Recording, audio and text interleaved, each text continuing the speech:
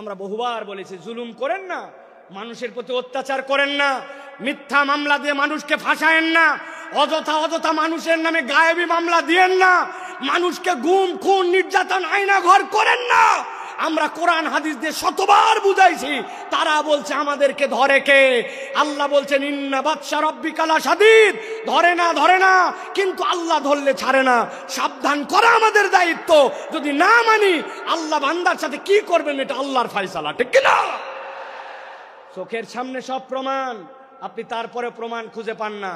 যাদেরকে আপনি অপমান করে অপদস্থ করে দেশ থেকে বের হতে বাধ্য করেছিলেন, যাদেরকে মিথ্যা মামলা দিয়ে অন্যায় করে জাতির সামনে লাম্পট্য চরিত্রের অপবাদ দিয়ে ভিতরে ঢুকিয়েছিলেন, আল্লাহ তাদেরকে এমন সম্মানিত করেছেন, তারা আজকে মঞ্চে বক্তব্য দেয়, তাদের কথা শোনার জন্য লক্ষ মানুষ আসে। আর যারা বাধা দিয়েছিল, অন্যায় করেছিল, তাদেরকে খুঁজে পাওয়া যায় না, ঠিক না?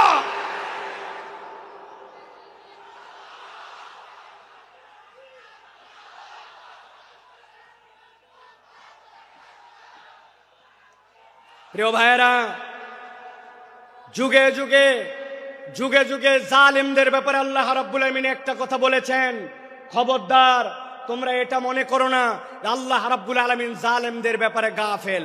আল্লাহ জালেমদের ব্যাপারে গাফেল নন, আল্লাহ রাব্বুল আলামিন খবর রাখেন। কিন্তু আল্লাহ রাব্বুল আলামিন কিভাবে ধরবেন এটা তোমার হিসাবের মধ্যে কুলাবে না। আজকে আল্লামা মামুন আল হক আপনাদের সামনে কথা বলবেন, এই একটা মানুষকে নিয়ে যে পরিমাণ অপমান অপদস্থতা তারা দেখিয়েছে, একজন আলেমে দ্বীনের হাতের মধ্যে হাত করা লাগিয়েছে, পায়ের মধ্যে ডান্ডা বেরি লাগিয়েছে, মাথার মধ্যে বারবার বলেছেন আমাদের ভয় নাই, হেলমেটটা পরায়ও না, শুধু জাতির কাছে অপদস্থ করার জন্য মিথ্যা বুলেট প্রুফ জ্যাকেট, মিথ্যা মাথার মধ্যে হেলমেট, এইগুলো দিয়ে আলেমকে অপমানিত করতে চেয়েছে। আল্লাহ দেখায় দিয়েছেন অপমান যারা করেছিলে আজকে তোমাদের পরিণতি কি। এই জন্য আমরা বলতে চাই, এখনো যারা আছেন, আগামীতেও যারা আসবেন, আপনারা যদি মনে করেন একদল গেছে আমরা সামনে বাপের বেটা, আপনাদেরকেও সতর্ক করতে চাই, আলেম ওলামা ইসলামপন্থী কোরআনওয়ালা তাদের সাথে বেয়াদবি করলে দুনিয়া আখিরাতে আল্লাহ তাদেরকে ছাড় দিবে না। সাবধান হয়ে চলবেন, সাবধান হয়ে চলবেন। এটা আমাদের কথা নয়, আল্লাহ রাব্বুল আলামিনের কথা। আল্লাহ রাব্বুল আলামিন বলছেন, ভালো করে জেনে রাখো দুনিয়ার মানুষ, ওয়ামা খলাকতুল জিন্না ওয়াল ইনসা ইল্লা লিয়াবুদুন, আমি জিন আর ইনসান এখানে কাউকে খাস আর আম করি নাই, গণভাবে তোমাদেরকে আল্লাহর ইবাদতের জন্য সৃষ্টি করেছি। অতএব তুমি যদি আল্লাহর আবদ হও, সেটা যেখানেই হোক না কেন, আল্লাহর উবুদিয়্যাতের মধ্যে ঢুকতে পারলে নিষ্কৃতির পথ আছে, আল্লাহর উবুদিয়্যাতের মধ্যে ঢুকতে না পারলে বাঁচার দ্বিতীয় কোনো রাস্তা নাই। আল্লাহ রাব্বুল আলামিন আমাদেরকে যেন এই কথাগুলি বোঝার তৌফিক দান করেন, বলেন আল্লাহুম্মা আমিন। প্রিয় ভাইয়েরা, আমি মূল আলোচনার মধ্যে প্রবেশ করব, তবে তার আগে এতক্ষণ যেটি বললাম এটা আমার নিজস্ব চিন্তা চেতনায় আমি খেয়াল করে দেখেছি। আমাদের যে মাহফিলগুলো হয়, এই মাহফিলগুলোতে আমাদের যারা শ্রোতারা আসেন তারা একটু এলোমেলো বাউন্ডারিহীন আসেন। কি শুনলাম আর কি শুনবো, খানিকক্ষণ আসলাম, স্লোগান দিলাম, তকবির দিলাম, হই হই করলাম, চলে গেলাম। এই মাহফিল বড় মাহফিল, লোক দেখানোর মাহফিল করে লাভ নাই। এই জন্য আমি চিন্তা করি যেখানেই যাই আগে অন্তত একটু আইল দেই, আইল বাঁধা। আইল চেনেন আপনারা? ভাই আইল যদি না থাকে পানি বাঁধবে? কথা বললেন না, পানি বাঁধবে? আসলে আমাদের থেকে অনেক ডিস্টেন্স হয়ে গেছে আপনাদের, তাই না ভাই? একটু দূরে চলে গেছেন আপনারা। প্রিয় ভাইয়েরা, আইল যদি না থাকে তাহলে পানি যেরকম বাঁধে না, তো আমাদের জীবনে আমি যে কথাটা শুনবো এই কথাটার আগে একটা আইল লাগবে, যে আমি কেন এই কথাটা শুনতেছি, এই কথাটা আমার শোনা কেন জরুরি। আমি তো আল্লাহ রাব্বুল আলামিনের পূর্ণ ইতাআতে ঢুকতে চাই, কিন্তু আমার জীবন ভর এমন অপরাধ, এমন ভুলভ্রান্তি যে আমি কোনো লাইন খুঁজে পাই না, আমি কোন লাইনে যাব। তো ওই লাইনটা বোঝানোর আগে আমি একটু আইল দিলাম। এখন আপনাদের সহযোগিতা নিয়ে আমরা সরাসরি একটু তাফসীরের মধ্যে প্রবেশ করতে চাই। আপনারা প্রবেশ করতে চান? আছেন আপনারা ইনশাআল্লাহ? কারা কারা আছেন দুই হাত উঁচু করে একটু দেখান। কথা বলবেন না, কোনো কথা বলবেন না, চুপচাপ হাত নামান, হাত নামান, হাত নামান। হাত নামান, থামেন থামেন, তাকবীর দিয়েন না ভাই, কত সময় সংক্ষেপ, আপনাদের অনেক আবেগ আমরা জানি, তাকবীর দিয়েন না। একটু আপনাদের মোবাইলে লাইট আছে? আছে? একটু শার্ট করে 5 সেকেন্ড সময় দিলাম, জ্বলায় ফেলেন দেখি। হ্যাঁ, একটু জ্বলায় ফেলেন। যার যার মোবাইল আছে কথা বলবেন না, একটা কথা হবে না, একজনও না। জ্বলাইছেন? এবার হাতটা উঁচু করেন, 2 হাত, 2 হাত। যারা জ্বলাতে পারে নাই শিখায় দেন কেমনে জ্বলাতে হয়। হাত উঁচু করেন, হাত উঁচু করছেন, শক্ত করেন, শক্ত, একটু শক্ত, একটু ডানে দিকে নড়া দেন, এবার একটু বামে দেন, এবার একটু সামনে দেন, একটু পিছনে দেন, এবার একটু পিছনে টানা দেন, টানা দেন। এবার হাতটা সোজা করেন, সোজা সোজা সোজা করেন। এবার হাতটা এরকম করে নড়াচড়া দেন, 2 দিকে নড়াচড়া দেন। এবার হাতটা সোজা করেন, স্ট্রেট, নো নড়চড়। গলাটা পরিষ্কার করেন, ভালো করে দিছেন। এবার আমরা আকাশ বাতাস মুখরিত করে আল্লাহর একটা তাকবীর দিয়ে আলোচনার মধ্যে প্রবেশ করতে চাই। যারা আসমান জমিন মুখরিত করে একটা তাকবীর দিতে পারবেন তারা বলেন আল্লাহুম্মা আমিন। এই স্বেচ্ছাসেবক ভাইরা, আপনারা দিবেন না তাকবীর? নাকি আপনারা ওয়াজের বাইরে? আপনারা তো ওয়াজের ভিতরে। হাত সোজা করেন। কারা কারা জ্বলাতে পারে নাই শিখায় দেন, হাত সোজা করেন। সোজা করছেন? আল্লাহুম্মা আমিন বলেন। এবার একটা আকাশ বাতাস মুখরিত করে তাকবীর দেখতে চাই। আমি আল্লাহু আকবার আসতে বলবো, লিল্লাহি তাকবীর, আপনারা জোরে করে আল্লাহু আকবার বলবেন, যাতে কোনো বিতাড়িত শয়তান এখানে থাকতে না পারে। পারবেন ইনশাআল্লাহ? দেখে এটা তাকবীর দেন, লিল্লাহি তাকবীর, লিল্লাহি তাকবীর। আল কোরআনের আলো, আল হাদিসের আলো, তোমার নেতা আমার নেতা, তোমার নেতা আমার নেতা। আলেম ওলামা যেখানে, আল্লাহর আইন যেখানে, লিল্লাহে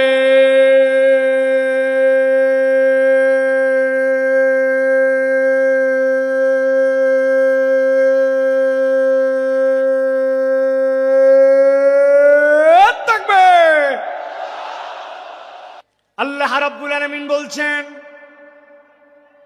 কুরআনুল কারীমের মধ্যে, তাবৎ পৃথিবীর মানুষ কিয়ামত পর্যন্ত যারা আসবে তাদেরকে আল্লাহ রাব্বুল আলামিন জানায় দিচ্ছেন, দুনিয়ার মানুষ, মা আসাবা মিন মুসিবাতিন ইল্লা বিইজনিল্লাহ।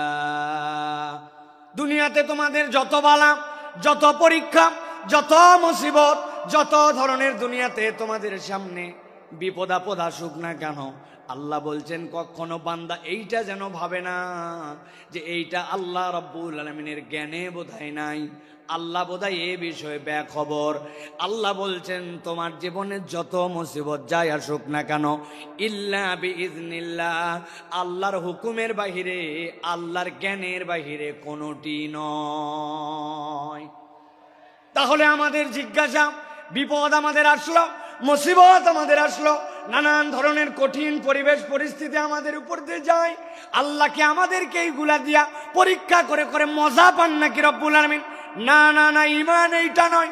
আল্লাহ বলছেন মুসিবত তোমাদের যেরকমই হোক না কেন, আমি আল্লাহ তোমাদের জন্য জানাচ্ছি, ওয়া মান ইউমিন বিল্লাহ ইয়াহদি কলবাহু, কেউ যদি একবার তার রব হিসাবে আল্লাহ রাব্বুল আলামিনের প্রতি ঈমান আনতে পারে, আল্লাহর প্রতি বিশ্বাস করতে পারে, আল্লাহকে রব হিসাবে মেনে নিতে পারে, আর অন্তর থেকে এইটার রিফ্লেকশন যদি তার চলে আসে, আল্লাহ বলছেন ইয়াহদি কলবাহু, আল্লাহ ওই বান্দার জন্য হেদায়েতের ব্যবস্থা করে দেন। কুরআনুল কারীম যে বলল আপনাকে ইয়াহদি কলবাহু, তাফসীরের ভিতরে এসেছে, তাফসীরে কবীরের ভিতরে, তাফসীর ইবনে আশুরের ভিতরে মুফাসসিরিনে কেরাম ব্যাখ্যা করছেন, একজন ইমানদার ব্যক্তিকে আল্লাহ যে বলেছেন ইয়াহদি কলবা, এইটা বলার উদ্দেশ্য ওই বান্দার যত বড় বিপদ হোক আর যত বড় মুসিবত হোক না কেন, সে যদি রব হিসাবে আল্লাহকে চিনে ফেলতে পারে, আল্লাহ তার অন্তরের ভিতরে এমন একটা প্রশান্তি ঢুকায় দিবেন, ওই হেদায়েতের প্রশান্তি তাকে কখনো আল্লাহর রাস্তা থেকে বিচ্যুত করবে না। পরীক্ষা যতই আসুক, ওই বান্দার অন্তরটা আল্লাহর উপরে স্টেবল থাকবে। সুবহানাল্লাহ। আল্লাহ রাব্বুল আলামিনের এই কথাটা বোঝার জন্য আমি একটা উদাহরণ দিব, ভালো করে সারা জীবন মনে রাখতে হবে। যে কয়টা উদাহরণ দেব নাম্বার দিয়ে গুনে গুনে মনে রাখতে হবে। এইটা হচ্ছে উদাহরণ নম্বর 1। কয় নম্বর? কথা বলেন, ভালো করে খেয়াল করেন। সুন্দরবনের পাশে এক লোকের বাড়ি, একটা মহল্লা আছে সুন্দরবনের পাশে। ওই মহল্লায় সুন্দরবনের পাশে কিছু মানুষ বসবাস করে। এক ব্যক্তির একটা পুকুর আছে, পুকুরটা ধরেন 2 বিঘার। এই বছর বন্যা উঠেছে, বন্যার কারণে পুকুরের ভিতরে পানি ঢুকছিল। সাধারণত পুকুরের মধ্যে যখন পানি ঢুকে বন্যায় কিছু মাছ ঢোকে, ঠিক কিনা? বেরো হয়, কিন্তু কিছু মাছও আসে। ওই লোক চিন্তা করছে, এই বছর আমি পুকুরটাকে একবারে ছেঁচে পরিষ্কার করে সব মাছ ধরে ফেলবো। পুকুরটা ছেঁচবে, কিন্তু পুকুরের মধ্যে কচুরি পানা, দল পানা। যশোরের লোক কি বলেন ভাই? পানা বলেন, পানা। কচুরি পানা অনেক। ওই কচুরি পানার কারণে স্বাভাবিক মাছ ধরা যায় না। সরায় সরায় মাছগুলা ধরছে। ধরার পরে পুকুরের কোনো পানি নাই, কিন্তু ওই যে পলি পড়েছে পুকুরের মধ্যে আর পুকুরের কাদা, ওইগুলা দিয়ে পুকুরে 1-2 হাত পর্যন্ত কাদায় ক্যাতক্যাতা। আর পুকুরের মধ্যে কচুরি পানা। ওই এলাকার একটা লোকের একটা গরু আছে, গরুটা ছেড়ে দেওয়া, সারাদিন খায় দায়, সন্ধ্যাবেলা বাড়িতে ফেরত আসে। ওই গরু কচুরি পানা কিন্তু গরুর পছন্দ। গরু চিন্তা করছে, এত সুন্দর কচুরি পানা এখন যেরকম মাটির সাথে লেগে গেছে, এখন তো খাওয়া যায়। পুকুরের পাড়ে যে কচুরি পানা খেতে শুরু করেছে, 1-2টা করে খায় আর কচুরি পানা খায়, মজা পায়। মজা পেতে পেতে গরুটা আস্তে করে পুকুরের মাছ বরাবর চলে গেছে। যাওয়ার পরে কাদার খেয়াল করে নাই, সামনের 2 পা ভস করে ঢুকে গেছে ভিতরে। যেই না পা ঢুকছে, এখন পিছনের পা উঠানোর জন্য তুলতে যায়। পিছনের পা উঠানোর জন্য যত তুলতে যায়, সামনের পা তত বসে যায়। আবার সামনেরটা তুলতে যায়, পিছনেরটা বসে যায়। ওই গরু গেছে ফান্দে পড়ে, গরু আটকায় গেছে, আর উঠতে পারে না। অনেকক্ষণ হামলা হামলি চিল্লা চিল্লি করছে, কিন্তু বুঝছে চিল্লা চিল্লি করে কোনো কাম নাই। যত নড়ে তত ভিতরে ঢুকে যায়। খানিকক্ষণ পরে গরু চিন্তা করছে, এত টেনশন করার কোনো কারণ নাই। আমার একটা মালিক আছে, সন্ধ্যাবেলা যদি তার বাড়িতে যেয়ে দেখে আমাকে খুঁজে না পায়, নিশ্চয় আমাকে খোঁজার জন্য আসবে। কথা ঠিক। যেই না সন্ধ্যা হয়েছে, মালিক দেখে আমার গরু ফেরত আসে নাই।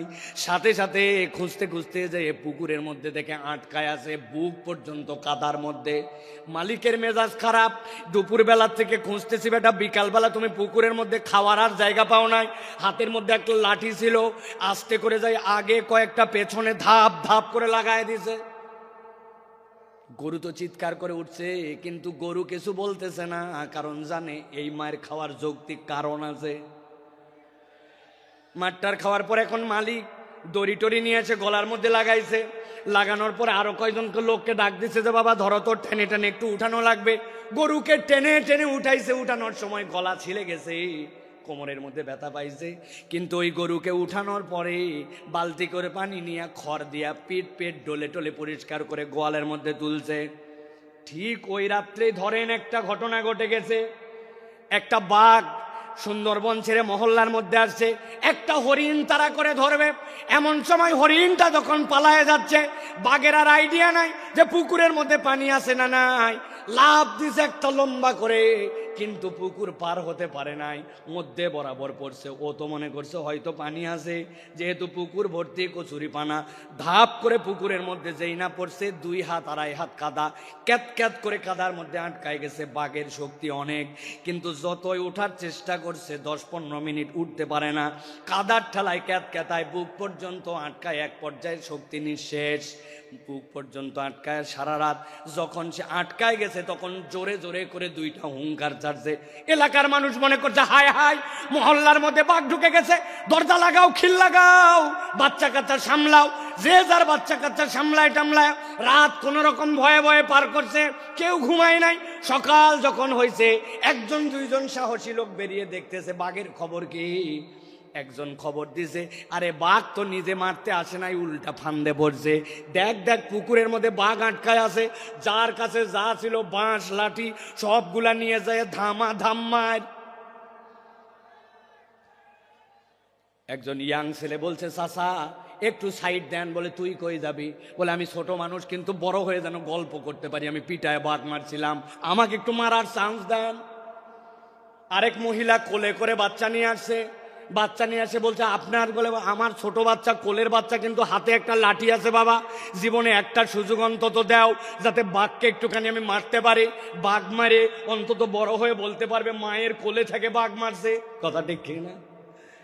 ভালো করে বোঝেন, জিজ্ঞাসা করব, মুসলমান সারা দেশ থেকে এখানে আসছেন আপনারা, শুধু যশোরের না, জিজ্ঞাসা করে উত্তর দেন, আপনার আমার দৃষ্টিভঙ্গিতে একটা গরু বেশি শক্তিশালী না বাঘ? কথা বললেন না, শুনতে পাই নাই। গরু না বাঘ? বাঘ বেশি শক্তিশালী, কিন্তু গরুর একজন স্থানীয় মালিক থাকার কারণে, একজন তত্ত্বাবধায়ক থাকার কারণে কাদার মধ্যে আটকানোর পরেও সন্ধ্যাবেলা তুলে নিয়ে গেছে, কিছু মায়ের হয়তো খাইছে, কিন্তু বিপদ থেকে উদ্ধার পাইছে। কিন্তু বাঘের স্থানীয় মালিক না থাকার কারণে যতই শক্তি থাক, আটকাইছে তো আটকাইছে, উল্টা বাঁশ জলা খায় মরা লাগছে। ঠিক না? আমার আল্লাহ রাব্বুল আলামিন বলছেন, মা আসাবা মিন মুসিবাতিন ইল্লা বিইذنিল্লাহ ওয়া মান ইউমিন বিল্লাহ ইয়াহদি কলবাহু ওয়াল্লাহু বিকুল্লি শাইইন আলীম। এই দুনিয়ার মানুষ, তুমি ভালো করে জেনে রাখো, বিপদ তোমার যত হোক, মুসিবত তোমার যত হোক, তুমি আল্লাহর প্রতি যদি ঈমান আনার মতো আনতে পারো, তোমার একজন তত্ত্বাবধায়ক আছে, যার মালিক, যার তত্ত্বাবধায়ক আল্লাহ। দুনিয়ার কেউ তাকে দাম না দিলেও ওই লোকের কোনো ভয় পাওয়ার কারণ নাই। আর যদি মনে করেন আমেরিকা আমার তত্ত্বাবধায়ক, কানাডা আমার তত্ত্বাবধায়ক, পাশের দেশ আমার তত্ত্বাবধায়ক, তাহলে আমি আপনার কাছে একটা কথা পরিষ্কার করে জানতে চাই এবং বুঝাতে চাই। বুঝে থাকলে বলবেন তো ভাই, আমেরিকা কি আল্লাহর দুনিয়ার ভেতরে না বাইরে? কানাডা কি আল্লাহর দুনিয়ার বাইরে না ভেতরে? পাশের দেশটা কি আল্লাহর দুনিয়ার ভেতরে না বাইরে? তাহলে আপনি বাংলাদেশ থেকে টপকায়া দেশের বাইরে যায় কেমনে ভাবতেছেন আল্লাহর দুনিয়ার বাইরে? ধরে না, ধরে না, ধরে না, ধরলে আল্লাহ ছাড়ে না। কেবল তো খেলা শুরু, ঠিক কিনা? আপনারা ফুটবল খেলছেন না? ফুটবল খেলা কেমনে হয় দেখছেন আপনারা? সেন্টার থেকে খেলা শুরু। কোথা থেকে? সেন্টার থেকে খেলা শুরু হয়, এই পা ওই পা, এই পা ওই পা করতে করতে আস্তে করে বল যখন ডি বক্সের মধ্যে যায়, তারপরে চূড়ান্ত শট করে গোল দেওয়া হয়, ঠিক না? যারা তওবা না করে আল্লাহর কাছে ফেরত আসবে না, আর মনে করবে যে আমি অল্প একটু আয়ত্তের বাহিরে চলে গেলাম, গ্রেপ্তারের বাহিরে চলে গেলাম, দেশের বাহিরে চলে গেলাম আর বেঁচে গেলাম, আপনি আসলে বাঁচেন নাই। এখন পর্যন্ত আসল ধরাটাই খান না। ভালো করে কথা বোঝেন, ঠান্ডা মাথায় কথাগুলো বোঝেন। সময় বড় সংক্ষেপ, কিন্তু কথাগুলো অত্যন্ত আপনাদের হৃদয়ের মধ্যে নিয়ে যাওয়ার। এখন কথা হলো বিপদ আল্লাহ রাব্বুল আমিনের নলেজের মধ্যে। আল্লাহ রাব্বুল আমিন ইমানদারকে উদ্ধারও করে দিতে চান। আল্লাহ রাব্বুল আমিন ওই বান্দার সকল বিষয় খবর রাখেন। এ বিষয় কি আমরা একমত? ঠিক আছে। এবার আল্লাহ বলছেন, আমার বান্দা, তোমাকে আমি বিপদ থেকে বাঁচায় দিতে চাই, তোমাকে আমি উদ্ধার করে দিতে চাই। আমি রব্বুল আমিন তোমাকে কল্যাণের রাস্তা দেখাতে চাই। কিন্তু রব্বুল আমিন বলছেন, আমি বান্দাকে যখন বাঁচাতে চাই, আমি রব্বুল আলামিনের একটা তরিকা আছে। উদাহরণ নম্বর 2। কয় নম্বর? কথা বললেন না ইয়াংরা? কয় নম্বর? ওই যে ডান পাশে তাকান, ডান পাশে 3 তলা 4 তলা বিল্ডিং দেখা যায়, দেখতে পাচ্ছেন? ওই দেখেন 4 তলার মধ্যে আলো জ্বলে, 4 তলার মধ্যে জানলা খোলা, ফ্যানটা ঘুরতেছে। এখন আপনাকে যদি কেউ বলে চারতলার মধ্যে যেহেতু আলো জ্বলতেছে, চারতলার মধ্যে ফ্যান চলতেছে, তাহলে আপনার স্বাভাবিকভাবে বিবেচনায় কি আসবে? এই বিল্ডিংয়ের চারতলায় মানুষ থাকে না থাকে না?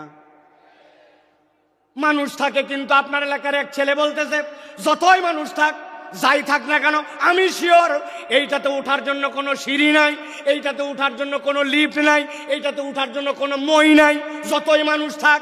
এই কথা যদি বলে কেউ আপনার এলাকায়, ওই ছেলেকে, ওই লোককে কি বলবেন?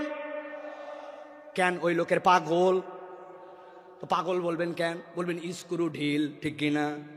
আন্দাজি হুজুর যা বলে তার সাথে হো বলেন না। মানুষের স্ক্রু থাকে নাকি? বলে হুজুর ওই পাগল আর স্ক্রু ঢিল এইটা আক্ষরিক অর্থে নয়, এইটা রূপক অর্থে। ওই লোকটার ব্রেনে অসুবিধা আছে, তাছাড়া চারতলায় মানুষ থাকে আর সিঁড়িও নাই, লিফটও নাই, এইটা হতে পারে না, ঠিক কিনা? আমার আল্লাহ রাব্বুল আলামিন বলছেন বিপদ আছে, বালা মুসিবত আছে, সব আছে, কিন্তু আমি রব্বুল আমিন তোমাকে উদ্ধার করতে চাই। গভীর মনোযোগ দেন। আল্লাহ সিঁড়ি বর্ণনা করতেছেন, এবার কিভাবে তুমি উদ্ধার পাবে। আল্লাহ বলছেন ওয়াতিউল্লাহ ওয়াতিউর রাসূল ফাইন তাওয়াল্লাইতুম ফাইন্নামা আলা রাসূলিনাল বালাগুল মুবিন। আমার রব্বুল আমিন বলছেন বান্দা, তোমাকে আমি বিপদ দিয়েছি শেষ করে দেওয়ার জন্য নয়, ধ্বংস করে দেওয়ার জন্য নয়। দুনিয়ার কোনো মানুষকে আমি জাহান্নামে দেওয়ার জন্য সৃষ্টি করি নাই। আমি আল্লাহ তোমাকে সিঁড়িটা বলে দিতে চাই। আল্লাহ বলছেন 1 নম্বর সিঁড়ি ওয়াতিউল্লাহ,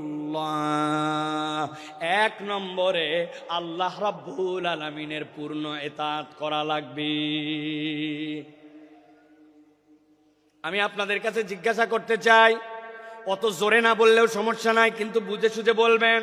আল্লাহ রাব্বুল আলামিনের যে ইতাআত করা লাগবে, এ বিষয়ে কি আমাদের কোনো সন্দেহ আছে? কিন্তু আমরা কি আল্লাহ রাব্বুল আলামিনের পূর্ণ ইতাআত করি? আমরা পূর্ণ ইতাআত করি না। এই মাহফিল এরকম নয় আমি খালি একচেটিয়া বলে যাব আর আপনি খালি শুনে যাবেন আর হো হো করে যাবেন। আমি আপনার চিন্তার খোরাক দিতে চাই। একটুখানি ঠান্ডা মাথায় এবার চিন্তা ভাবনা করেন তো। আমি 5-7 সেকেন্ড আপনাকে সময় দিব। আমি আল্লাহর ইতাআত করতে হবে জানি, কিন্তু পূর্ণ ইতাআত করি না। বলেন তো আমাদের পূর্ণ ইতাআত না করার পেছনের কারণ কি হতে পারে? ভাবেন, চিন্তা করেন আপনি একটু 5-7 সেকেন্ড মনে মনে একটা কিছু চিন্তা করেন। আপনাদের এক একজনের আপনাদের চিন্তার উদয় হয়েছে কিনা ভাই? আমি আপনার কাছে একটা সামারি করি, দেখেন তো আমার চিন্তার সাথে আপনার চিন্তার সাথে সমন্বয় হয় কিনা। আল্লাহর ইতাআত করতে হবে, কিন্তু পূর্ণ ইতাআত করি না। আমি আমার ক্ষুদ্র দৃষ্টিভঙ্গিতে দেখেছি এর অন্যতম কারণ হচ্ছে আমরা আল্লাহ রাব্বুল আলামিন যে আমাদের জন্য রাজ্জাক আর রব, আল্লাহর রাজ্জাক আর রুবুবিয়্যাতের মূল পরিচয় আমরা ওয়াকিফাল নয়, ঠিক কিনা? আপনি বলবেন হুজুর আমি আমার রাজ্জাক রবকে চিনি। কেমনে চিনেন? আমার বাড়িতে খাবার অভাব নাই, আমার বাড়িতে বাজার হাট নিয়ে চিন্তা নাই। আল্লাহ আমাকে আলহামদুলিল্লাহ যথেষ্ট খাবার, যথেষ্ট আমার বাজার, যথেষ্ট চাল ডাল আমাকে দিয়েছে। আপনি যদি মনে করেন আল্লাহ আপনাকে চাল ডাল আর খাদ্য এইটাতে একমাত্র আপনার জন্য রাজ্জাক, আপনি তাহলে আল্লাহর রাজ্জাক নামের 1% কেবল চিনছেন, বাকিটুকু আপনি চিনেন নাই। আল্লাহ নিজের পরিচয় দিয়েছেন, ইন্নাল্লাহা হুয়ার রাজ্জাকু যুল কুওয়াতিল মাতিন।